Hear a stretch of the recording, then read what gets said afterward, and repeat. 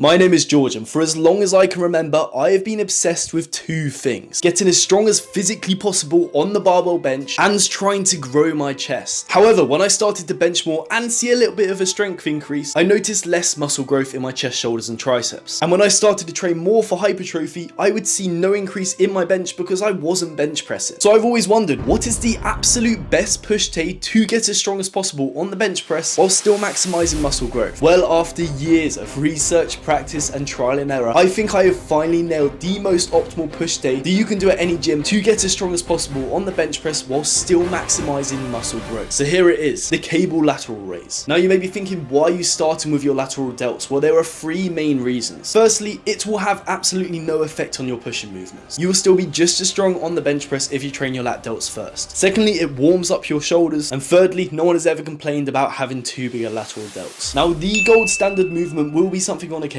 With dumbbell lateral raises, you will know that there's pretty much no tension at the bottom and a lot of tension at the top. But with the cable, there's this tension throughout. Now, of course, you can perform this with both arms if you want to save time. However, I just prefer this single arm. If you don't have access to a cuff like I do in the video, then simply just hold a D handle, or you can even loop the D handle around your wrist to imitate a cuff. I like to do 3 sets here in a slightly higher rep range because your form can break down pretty easily on a lateral raise. The bench press. This is going to be our second movement, so we get the most out of it. Now, this isn't a bench press tutorial video, but just remember to drive your shoulder blades into the bench, try and get as big a arch as you can, and actually use your legs. To increase your strength, you want to be working in those lower rep ranges. Anywhere from 1 to 4 reps is going to be pretty optimal to blow up your bench press. Next, you want to be opting for an incline movement. This is going to train our upper chest while still training our front delts. Any machine like this which converges, which means your hands come in, is absolutely great, as when you're on a bench press, your hands are fixed, meaning you don't bring them in. This is also a very stable movement, meaning we can take our chest to absolute failure when we train it. With something like a dumbbell press, there will be other limiting factors. I do 2 sets here, and if your upper chest is a weak point, then you can do 3 or finish off with a drop set. The mid chest fly. Now you should be choosing the cable fly or the pec